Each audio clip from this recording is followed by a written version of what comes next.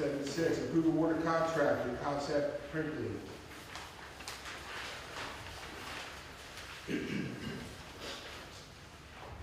377, authorize to advertise with membrane treatment facility expansion. 378, approve rejection of bids for water treatment plant improvement, specification number 93721W. 379, approve a water contract with Highway Equipment Company, New Jersey Incorporated. One excavator for the Division of Parks and Shade Trees, not to exceed $80,572. It's from the Sourcewell Co-op contract.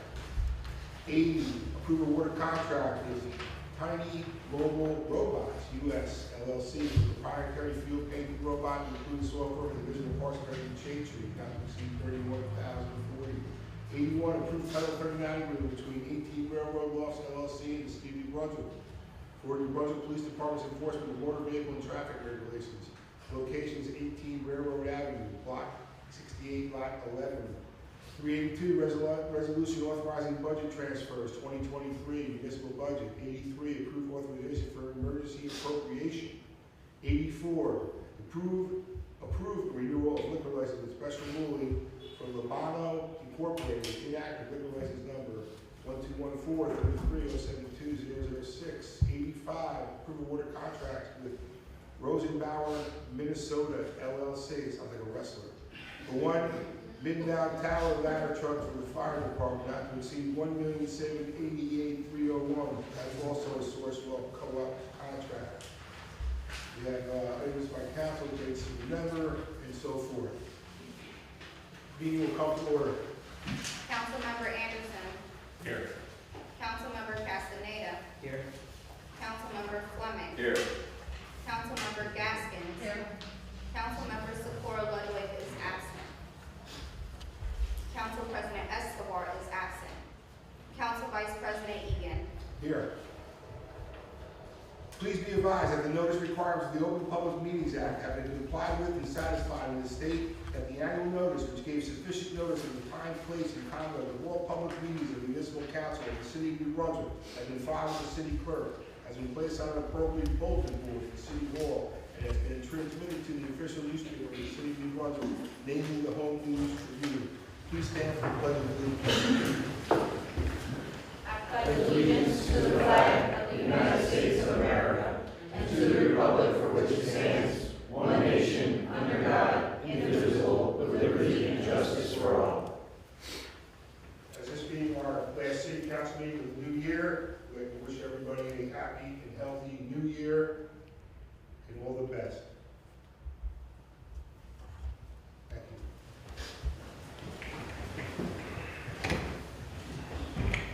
I got a motion on the meeting? Roll call. Councilmember Anderson. Yes. Councilmember Castaneda. Yes. Councilmember Fleming. Yes. Councilmember Gaskins. Yes. Council Vice President Egan. Yes. We have resolutions 273 to 285. Would anybody from the public like to speak on any of the resolutions? You have 5 minutes. Please come up to the usual spot over there. Yes, Mr. Crackle, how are you doing? Yes, good evening, Council. Charlie Cradle, New Brunswick today. Can I get some information about the liquor license number 12? It says inactive. Does that mean it's in pocket, or is there a location for it? There's Go ahead. Go ahead. There's no location for the liquor license. It has been inactive since 2004. Okay. Can I also get a little information about the robots? Number 8, field painting robot. Mr. Valenti. Yes. It is a novel device for its proprietary system. It's a self-contained robot, if you would, that through GPS will actually lay out and will line soccer fields, football fields, baseball fields, what have you. We had a demonstration. We were actually impressed with it. And we think if we fully utilize this, we can reduce our manpower required to line the fields. Purchasing one robot. Yes. Also, the water treatment plant, there's 2 items here, 5 and 6. The advertising for a membrane treatment facility expansion. Can I get a little information on that project, and also the rejection of bids right after that for the treatment plant. Yes, Mr. Wallace, please. Yes, we had 3 bids returned, all of them above the expected cost of the treatment plant. The lowest bid was almost 50% higher than what we were expecting it to be. So we're going to reject the bids, take a step back, and we're going to divide the project into pieces. It lends itself to that, and try to see if we can get more people interested, more contractors interested in bidding on a smaller project. And in the end, the total hopefully would be the same. Yeah, so does that mean the first phase or the first, chunk of the project would be the membrane treatment facility expansion? Mr. Wallace? Yes, that was always intended to be the first phase. Okay, can I just get some basic information on what that looks like? Is there a certain number of cells that are being added, or capacity? What it looks like, or what go ahead, Mr. Wallace, We're basically going to double the capacity of the membrane cells. Right now there's 4 cells. We're going to add 4 more units. They're going to be high pressure membranes as opposed to low pressure that we have, so it'll look different, but it'll essentially double the capacity. Thank you very much. That's all on the resolution. Thank you. Anybody else this evening on the resolutions? Seeing nobody else. Would anybody like to move the resolution? Councilmember Anderson. Councilmember Castaneda. Yes. Councilmember Fleming. Yes. Councilmember Gaskins. Yes. Council Vice President Egan. Yes. We will now move to the public portion of the meeting. If you'd like to ask the council to speak to the council, you have 5 minutes to come on up. Anybody like to talk to the council? 5 minutes. Yes, Mr. Cradible, how are you? Good evening again. I'm well. Yourself? Good, thank you. Just a few items tonight. I've been meaning to ask for a while. Chapman Communications used to work for the city, and then earlier this year, a switch was made to another, vendor. Why was that? What prompted that change? Mr. Jules? So, Jack Communications was no longer interested in providing that service to the city, and we had another contractor be able to. Interesting. So they pulled out in the middle of the contract. He didn't say that at all. I don't know why you're saying that. He said that. Okay, they pulled out at the end of the contract. That's a question. Go ahead. Yeah, the semantics of it, I don't have my file in front of me, but that's the answer, council. Okay. And by the way, I do have something nice I want to end on, so if there's like a minute left, if somebody could just give me a heads up. But I have to bring up this really problematic situation with the ethics board. So just to catch you up, I did file a couple of complaints years ago against a member of the council, Mr. Fleming. Those complaints were heard, outcomes were determined, votes were taken by the ethics board to resolve the complaint, but the signed resolutions documenting those conclusions were never filed with the clerk's office. And so I filed an open request last year to try to get these. I've raised it to the ethics board and their council numerous times, and they say they're going to put them together for me and complete them, but it's been a year and a half now, and so I've lost faith in that process, and I want to raise it to the higher authority here.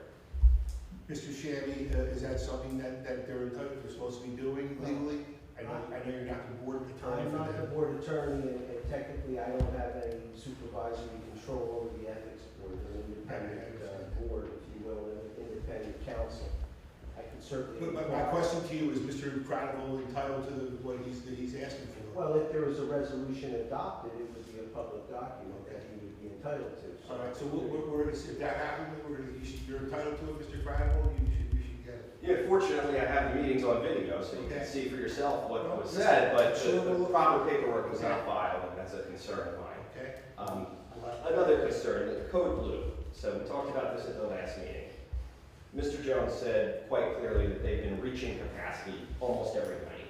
So they can accommodate 27 people, keep them indoors, out of the cold, on a cot, and hopefully save some lives that way.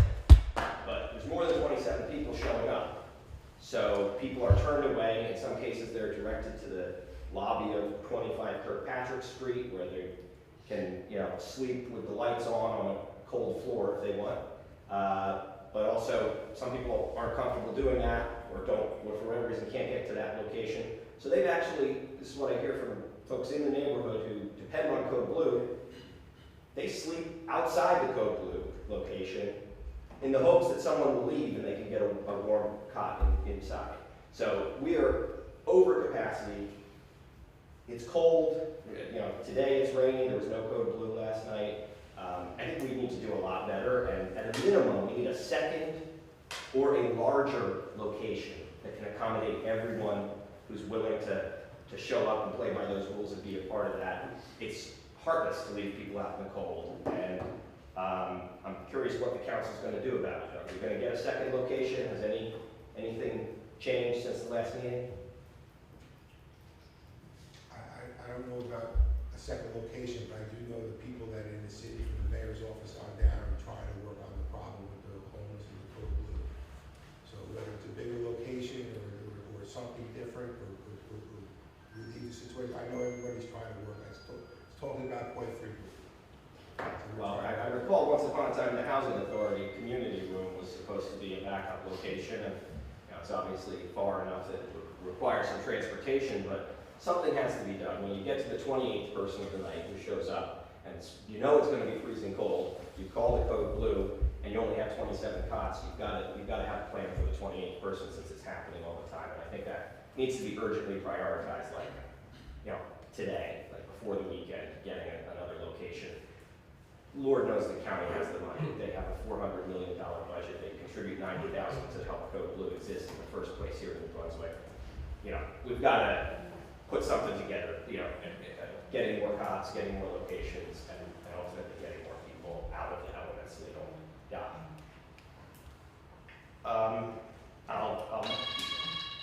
Go ahead. Yeah, okay. Well, I guess I'll just get to the good thing. So I did want to note that this council changed the rent control ordinance this year. And I spoke to Mr. Dominguez and learned that the change from one standard to another of how you were calculating inflation meant a pretty big difference to renters in New Brunswick, because the number that was being used would have been like 7+%, meaning that the old cap on the ordinance was 5.5%.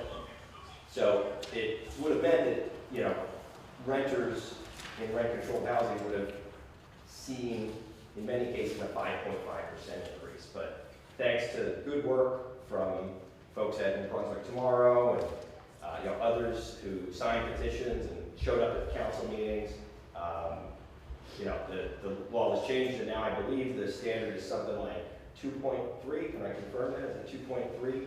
Mr. Dominguez? It's 2.8 for next year. 2.8. 2.8. So 5.5 versus 2.8. It's not everything we were asking for, but it's a meaningful improvement. And so I just wanted to reflect on that and thank everybody who played a part in doing that, because it is going to benefit people. And now we need to build on that, and we need to actually make improvements to the rent control ordinance and the state laws regarding rent control to eliminate loopholes and ensure that those protections apply universally to all renters here. So thank you, and that's all. I wish you a very happy new year. Thank you, Mr. See you. Crowder. Happy New Year to you too. Thank you.